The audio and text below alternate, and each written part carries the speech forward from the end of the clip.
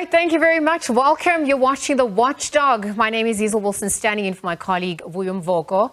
Lots coming up tonight on the show. In fact, we've just heard from the newly sworn-in Minister of Electricity, outlining some of the mandates, timeframes, with regards to the energy crisis, how he aims to address it, and also manage the costs of load shedding, its impact on society and business to date, as well as overseeing the just energy transition.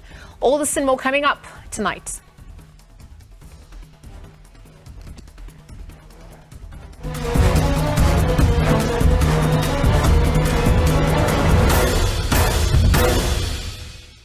All right, so after last night's restructuring of the National Executive by President Cyril Ramaphosa, the new ministers and deputies now have been sworn in. Our panel of analysts are going to weigh in for all this and more. The Watchdog starts now. Right, so on the back of that, you've seen the new Deputy President, Paul Mashatile, has been sworn in as a member of the executive. Mashatile, alongside 7 new ministers, have been sworn in by Chief Justice Raymond Zondo at the President's office in Tainhase on the parliamentary precinct. Other ministers sworn in include Minister of Presidency responsible for electricity, Dr. Khosiyensu Ramokgopa, Sindisiwe Chikunda, as well as Minister of Transport, Noxolo Kibet, as Minister of Public Service and Administration. This also includes Thembi Nkadimeng, who takes over the Cooperative Governance and Traditional Affairs portfolio. 9 deputy ministers were also sworn in tonight. So joining us for more, political analysts Asanda Nkhoasheng and Prof. Bheki Mngomezulu. Thank you very much to the both of you for your time here on the SABC today. We have had a lot unfolding today, and we're going to get into some of those dynamics. We're looking at how different types of reshuffles, are going to have different effects. Asanda, let me start with you. Perhaps as we look at this newly announced cabinet, how does it reflect the distribution of power within the governing ANC at this point?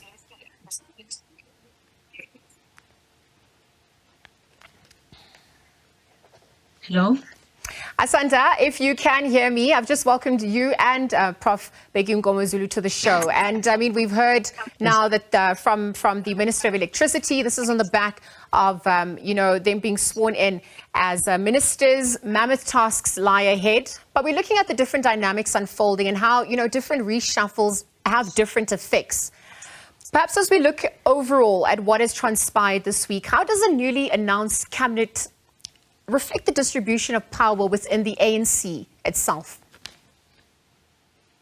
Thank you for that question, and thank you for having me. I think that, we are sitting in a situation where Cyril Ramaphosa had to balance a number of things. One is, he had to balance the internal politics of the ANC.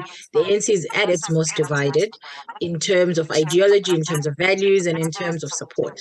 Then he had to look at, the alliance partners, which is COSATU and the others. And then he had to look at his own backers and satisfying his backers. And then, of course, last somewhere along that line is what South Africa actually needs. And so I think he's done possibly his best. The pickings are fairly slim in the ANC at this point. And I think he's done potentially what is his best. But I think the problem is that, this is all old wine, new bottles. Most of the ministers that he has introduced are people who have been in government before, who have had failures and some successes, but mostly failures in other portfolios. And so it's not as if we're getting a completely new and revamped cabinet. In fact, he said this is not a cabinet revamp or a reshuffle. It's really just a filling in of positions. And what really is concerning to me is that the president really seems to not have trust in his cabinet, because he has increased, he's basically creating a cabinet within a cabinet by increasing the ministers within the presidency. And it looks like he's keeping his friends close and his enemies even closer, with the inclusion of Nkosazana Dlamini Zuma into the Ministry of Women, Youth and Disabilities. We've already seen people, laughing at the fact that she's 74 years old and yet she is tasked with the ministry that is meant to deal with youth issues, which is a big problem that South Africa has with an average of, the cabinet ministers being at least 63 to 64 years old.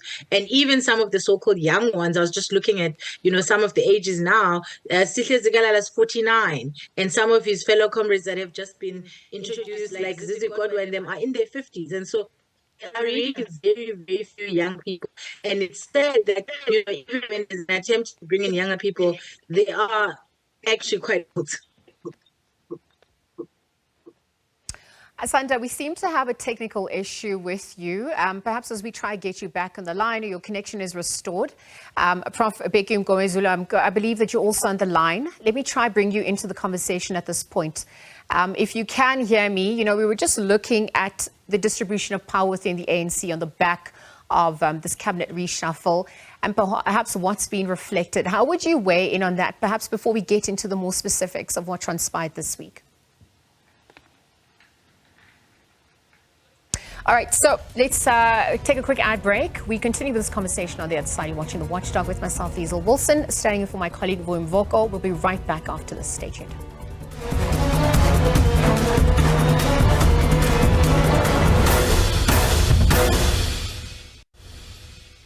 Right, The Watchdog continues as we wait to chat to our political analyst Asanda Nkoasheng as well as Professor Bheki Mngomezulu. We've seen that quite a lot has been compiled by journalists here at the SABC, looking at both the outgoing ministers and incoming ministers, perhaps the mammoth task that lies ahead. This is campaign season, kicks off in just a few months ahead of the 2024 elections. Perhaps on the back of that, following President Cyril Ramaphosa's long-awaited cabinet reshuffle last night, some long-serving ministers are actually without a job. This includes Lindiwe Sisulu, Maite Mkoane Mashabane, as well as Natim Tetwa. They've also now joined the ranks of the unemployed. The president has been criticized for failing to use this opportunity to reduce and streamline his executive. Take a look. Making the following appointments. The much-awaited address, President Ramaphosa shaking up his executive. Minister in the presidency will be Ms. Kombuzo Nchabeni. And as South Africans come to terms with the introduction of Minister of Electricity, some new ministers are expected to hit the ground running. This year's reshuffle saw the December-elected ANC Deputy President Paul Mashatile ascending as the second in charge of the sixth democratic administration. Now, as the new ministers assume their respective positions, others are left without a job. After 30 years of service, Lindiwe Sisulu's political future has been left hanging in the balance. She was replaced by good party leader Patricia de Lille. Minister of Tourism will be Ms. Patricia de Lille. Other ministers who will be licking their wounds back home as they join the unemployed are Maite Mkoane Mashabane and former Minister Natim Tetwa. Both have been in the executive for over a decade. Phumulo Maswalle and Stumo Dlamini are also casualties of President Ramaphosa's executive reshuffle. His political opponents were punished. They've lost their jobs. Despite his cabinet adjustment just few months away from the general elections to usher the seventh administration, some analysts have deemed the latest reshuffle as unimpressive, arguing that it's still bloated. He has completely missed South Africa's public mood. South Africans had expected that he would cut down the number of cabinet portfolios in order to save money because we are in a crisis. Political analyst Prince Mashele says the newly announced cabinet was not worth the wait. There is no positive. I mean, look at that entire collective. It comes from the ANC. There is even dead wood, by the way, that has been brought in as if it is new. As the country comes to terms with the new cabinet, the president said this reshuffle was mainly aimed at filling the vacant posts to ensure that government works more effectively.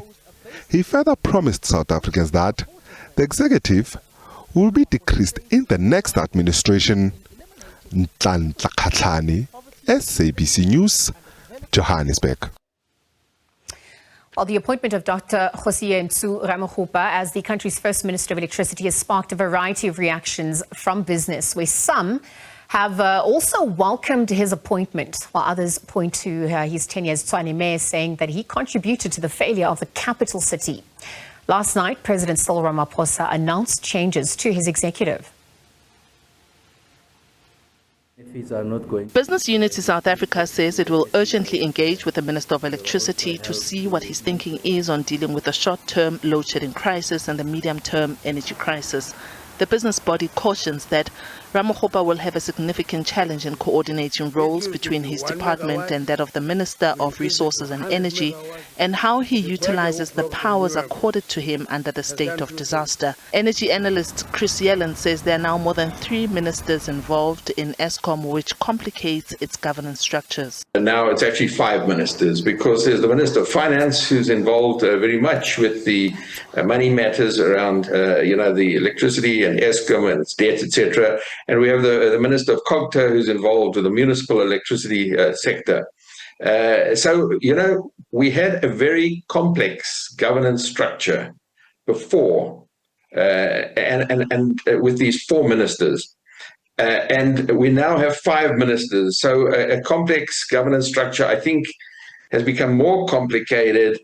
And it would be complicated in the best of circumstances, but we're actually in one of the worst of circumstances. So it is going to be very, very challenging. And if all these ministers were on the same page, working with a common purpose and a common vision, with a mindset of solving this problem together. In other words, taking a big problem, breaking it down into different parts, each minister having its area of responsibility to deal with, but all on the same page and working for a common purpose.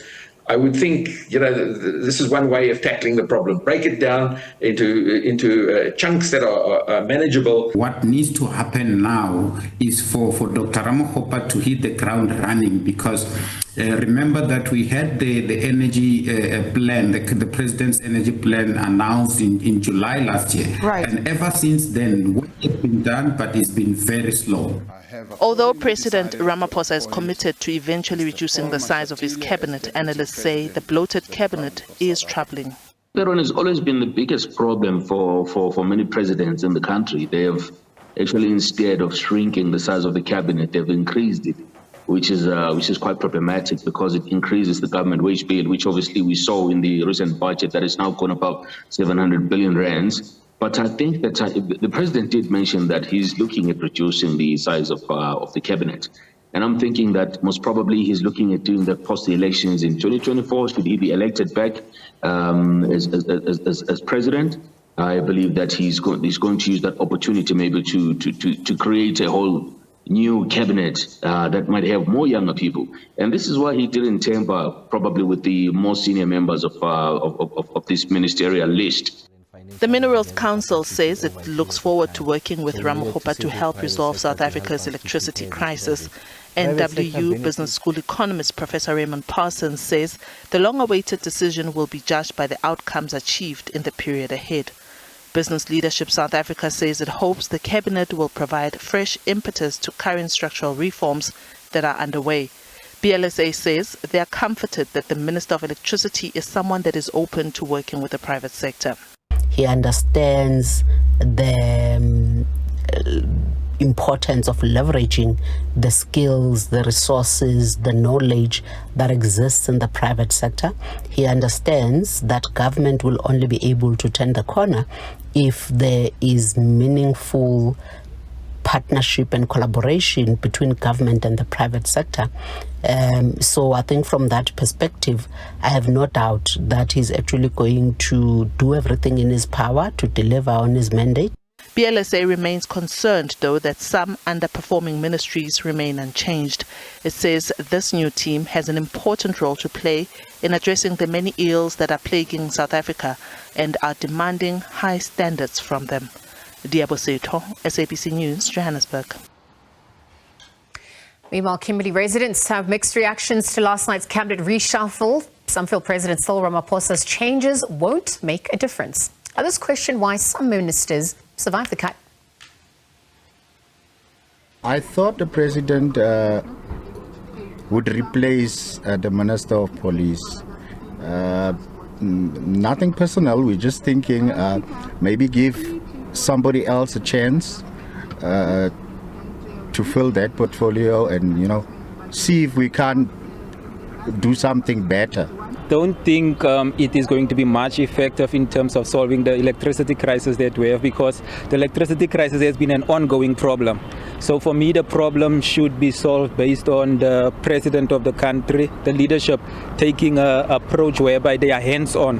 One person was missing from there, which is the Minister of Finance, because of just from last year only, of how much we suffered with the finance in terms of the interest. It was increased for, I think, 5 times already. And some of us, they're trying to cut the inflation by increasing the interest rate, which doesn't make any sense. Right, so on the back of that, we'll take another ad break, continue with this discussion, newly appointed ministers. When we return, we'll be right back.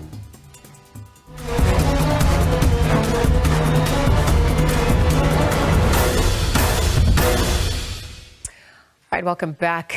We've seen, the big talk of the day, newly sworn-in ministers, perhaps assuming duty, hitting the ground running, focusing on some of the challenges the country faces. On the back of that, included, in fact, was ANC Deputy President Paul Mashatile, who's now the country's new Deputy President. Mashatile rises to power, and this comes after the resignation of David Mabuza as Deputy President. Let's take a look at the political rise of Mashatile. Paul Shipokoso Mashatile is making his way to the country's second most powerful position as Deputy President, but the journey started in Gauteng 16 years ago. A journey to the ANC's top brass leadership that began in 2007 at the party's Gauteng Provincial Conference, where Paul Mashatile was elected as provincial chairperson. 5 years later, in 2012, Mashatile would contest the party's Treasurer General position, but would lose out to Dr. Zweli Mkhize. Mashatile spent the next 5 years as a thorn against former President Jacob Zuma, as the Gauteng leadership spoke out against state capture, corruption and malfeasance. What kind of leaders are these who can't be told when they do wrong things? We want leaders who will listen. Masutelo I corporate president, I got you. You must listen to our members. Those are the leaders we want. We want leaders who must prioritize the people at all times and not use their office for personal enrichment.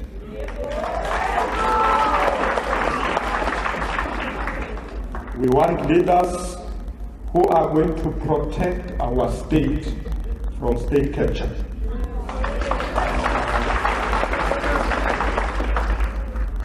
One thing I don't understand, really, maybe you guys should help me. How is it possible that we are there as the ANC and a leader in this country and we have things like state capture? How is it possible? It means we have a leadership that does nothing about it. That's what it is. We are on autopilot. That's why you have these things. You see, when we have leaders who are scared, who have no courage, that's what we have.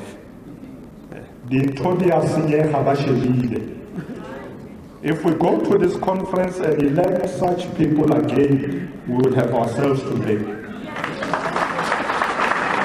In 2017, the man popularly known as Perks would ascend as Treasurer General of the ANC, defeating Maitankoane Mashabane. The next 5 years as Treasurer General would be marred by the party's failure to pay salaries of staff on time. But ANC branches across the length and breadth of the country would nominate Mashatile as Deputy President, mainly KZN, Gauteng, Limpopo and Northwest. All I can say for now is that I'm humbled by that consideration. Leaders of the ANC must always be willing to serve. And Comrade Mashatile Paul, the total is 2,178. The son of the soil of one of the most underdeveloped and overpopulated townships, Alexandra, ascended to the second most powerful position in the ANC as its deputy president. Mashatile's ascendance would destabilize the political career of incumbent South African Deputy President David Mabuza, who has now made way for his successor.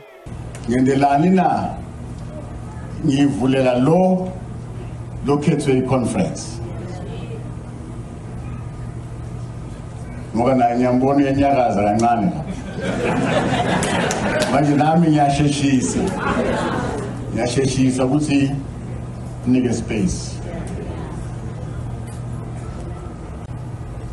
President utosho ke ukuthi hayi Mabuza so shili mina naye sivumelene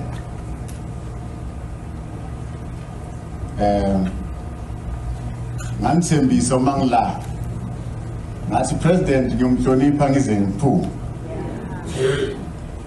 so ngiphumile ngiyacabanga ukuthi labo basele batomhlonipha. As Mabuza handed in his resignation to President Ramaphosa, Paul Mashatile would be sworn in as a member of parliament. I, Sipokosa Paulus Mashatile, swear that I will be faithful to the Republic of South Africa and will obey, respect, and uphold the Constitution and all other law of the Republic. And I solemnly promise to perform as a member of the National Assembly to the best of my ability. Please raise your hand and say, so help me God. So help me God. Mabuza's resignation would stir the political machinations within the governing party, with some accusing President Ramaphosa of not wanting to appoint Mashatile as South Africa's second in command. There is no crisis. No crisis at all. So you can read between the lines what's going to happen. We wouldn't send the deputy president to parliament to go and warm backbenchers. Otherwise, I would have taken him back with Makura here. So you must read between the lines and stop asking one and the same question. Obviously, other people want us to be in the mud and then debate the things that we don't need to debate. There is a crisis. Focus has been sabotaged by the president. President Ramaphosa, if you know him, he doesn't work like that. He doesn't even like reshuffle. The writing was on the wall, as the ANC has an unwritten rule that the party's deputy president becomes the country's deputy president as well, though such a decision squarely rests with the President of the Republic of South Africa. Well, I've been deployed to Parliament by the ANC. You know, I'm a deputy president of the ANC. The deputy president of the country is a prerogative of the president. He's the one who decides. Paul Mashatile's rise to power comes as the province he led for 16 years as provincial chairperson is facing the possibility of the ANC losing outright control of the province, having lost control of all of the municipalities in the 2021 local government elections, and the prospects of losing the province in the 2024 general election. As the ANC's electoral fortunes look bleak, but Mashatile's political rise in the ANC looks set for the #1 position. Samkele Masego, SABC News, Johannesburg. Right, so we are experiencing technical difficulties. Unfortunately, we cannot have the conversation that was scheduled with Professor Begingo Zulu as well as Sanda Hoasheng. But we obviously profusely apologize. Perhaps we will look at having that conversation yet at a later stage. For now, though, as we continue to shine a spotlight on the newly appointed ministers, we've seen that the newly appointed Electricity Minister, Kgosientsho Ramokgopa, has outlined his immediate goals to address the country's power crisis. He was addressing the media this evening, shortly after the swearing-in ceremony, which happened earlier this evening. I do appreciate that the task will be daunting. It won't be easy, but I guess that when the president gave me the assignment, I knew what I was getting myself into.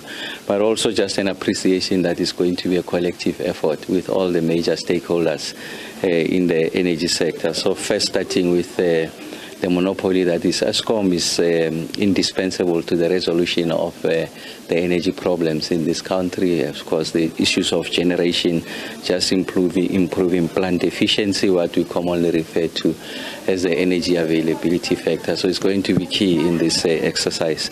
And then there's a need for us to accelerate procurement of new generation capacity, and that resides with the private sector. We already have a sense of the pipeline that is in the new generation. I think there are issues around accelerating this project to get to financial close. And then there are issues on the demand side with regards to ensuring that we introduce a demand balance, essentially reducing people's appetite at the household level, industry level, to consume electricity without undermining households' ability to meet their daily needs, without undermining commerce from meeting all their, if you like, commercial objective. So it's a quite delicate balancing act. So it's both the generation side and also the demand side. So our approach really is that we'll speak less about, in aggregate terms, about the nature and scale of the problem. The conversation is at the unit level, first at the station level, and then you go to the units that are not working, and ask the questions, why are these units not working? And of course, we'll get an explanation from, of course, our interface is through the board. We don't want to conflate the interface of the executive and the accounting authority, that is the board, and the accounting officer, that's the CEO, and the collective management team. So having gone through that process, just to try and understand from one station to the other, so that I don't speak to you in aggregate terms. I don't speak about in general terms. Energy availability factor is at 48%. It means nothing to the general public. So we need to say that these are the shortcomings at the plant level, and this is how we propose to lift the energy availability factor. While the new minister has outlined his plans to address the country's electricity crisis, rolling blackouts continue to weigh heavily on the economy. Stats SA data shows that it contracted by 1.3% in the fourth quarter of last year, which is more than what economists had expected. Weakness in the economy was widespread, with 7 industries recording negative growth between the third and fourth quarters of 2022. The local economy is battling under pressure from an unfavorable environment. The finance, trade, mining, manufacturing and agriculture industries all decreased in the quarter. The food and beverages division made the largest contribution to the contraction in the manufacturing sector, while the contraction in agriculture is blamed mainly on decreased economic activities reported for field crops and horticulture products. Decreased economic activities were also reported for financial services and insurance. We also look at utilities, as in electricity, gas and water. And in this quarter, fourth quarter of 2022, electricity, gas and water have gone into negative growth, slumping by 1.9%, and contributed negatively to the economy in general. Whereas in areas like mining and manufacturing, we can see that they were creeping in of the challenges. The mining industry decreased by 3.2%, contributing negative 0.1 of a percentage point to GDP growth, mainly due to decreased activity reported for diamonds, iron ore and platinum group metals. The sector has been impacted by the rolling blackouts and logistics challenges. It wasn't a surprise, but it is still a great disappointment. And what is worrying is that commodity prices are not performing the way they have been during 2022. So the windfall that we had from several of the commodities seem to have come to an end. And the only way that one can earn the same amount of money is, of course, if you can increase the volumes. And that's where the logistics, the rail and harbour issues come into play. So it's so urgent that we try and resolve that as quick as possible. The rolling blackouts are expected to continue weighing on the economy in the first quarter of this year. Other factors impacting negatively on the economy include the high inflation and rising interest rates. Our leading indicator, which tends to lead GDP growth by about 6 months, has gone into negative territory. So I think it suggests that we could see GDP growth also falling into negative territory on a year-on-year basis. So you saw that on a quarter-on-quarter basis, we're already in negative territory. But year-on-year, we may, so looking at it from a more cyclical perspective, we may go into a downward phase of the business cycle into 2023. So that's what all of the leading indicators tend to show us. Part of that is, as you mentioned, all of the things that are weighing on our consumers, so the higher inflation, interest rates, etc. The poor economic prospects means the economy will not be able to create the much-needed job opportunities to address the high unemployment rate and other socio-economic challenges. Gloria Sefako Mosi, SABC News, Johannesburg. That's where we leave it for you tonight. Thank you very much for tuning in. From myself, Hazel Wilson, and the rest of the team, until next time, it's goodbye for now. Take care.